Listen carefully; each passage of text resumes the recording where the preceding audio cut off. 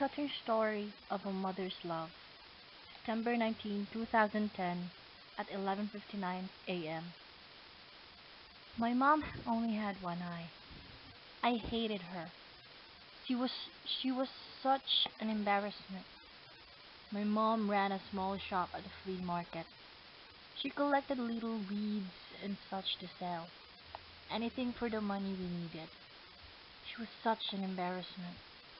There was this one day during elementary school. I remember that it was field day, and my mom came. I was so embarrassed.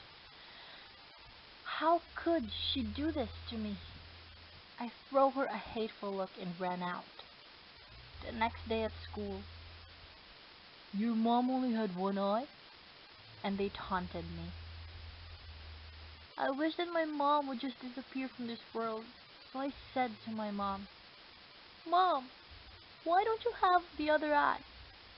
You're only going to make me a laughing stock. Why don't you just die? My mom did not respond. I guess I felt a little bad, but at the same time, it felt good to think that I had said what I wanted to say all this time. Maybe it was because my mom hadn't punished me, but I didn't think that I had hurt her feelings very badly.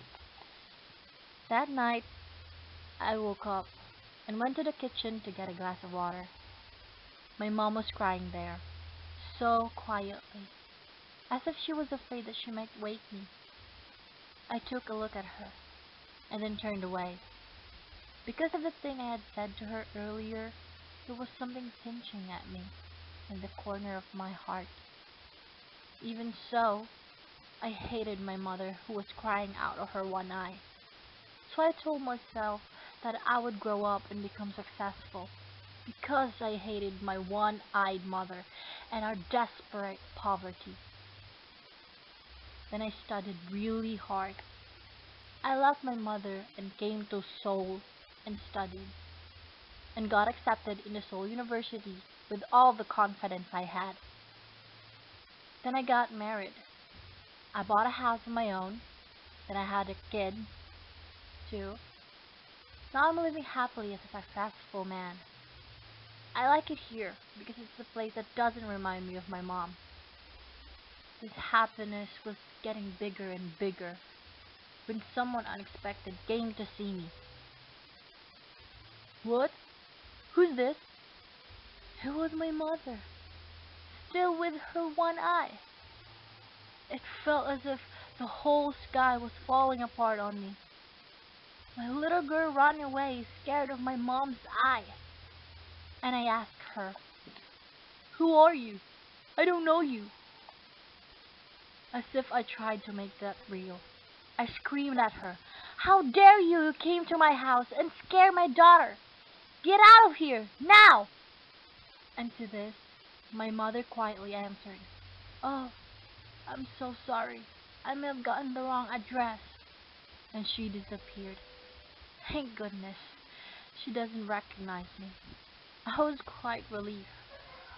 I told myself that I wasn't going to care or think about this for the rest of my life. Then a wave of relief came upon me. One day, a letter regarding to a school reunion came to my house. I lied to my wife saying that I was going on a business trip. After the reunion, I went down to the old shack that I used to call a home. Just out of curiosity there, I found my mother falling on the cold ground, but I did not shed a tear, even a single tear. She had a piece of paper in her hand. It was a letter to me. She wrote, My son, I think my life has been long enough now, and I won't visit Seoul anymore. But would it be too much to ask if I wanted you to come visit me once in a while? I miss you so much. I was so glad when I heard you were coming for the reunion, but I decided not to go to the school. For you, I'm sorry that I only have one eye. I was an embarrassment to you. You see, when you were very little, you got into an accident and lost your eye. As a mother, I couldn't stand watching you having to grow up with only one eye, so I gave you mine. I was so proud of my son that was seeing a whole new world for me, in my place, with that eye. I was never upset at you for anything you did. The couple times that you were angry with me, I thought to myself, it's because he loves me. I miss the times when you were still young around me. I miss you so much. I love you. You mean the world to me. My world shattered, and I cried for the person who lived for me, my mother.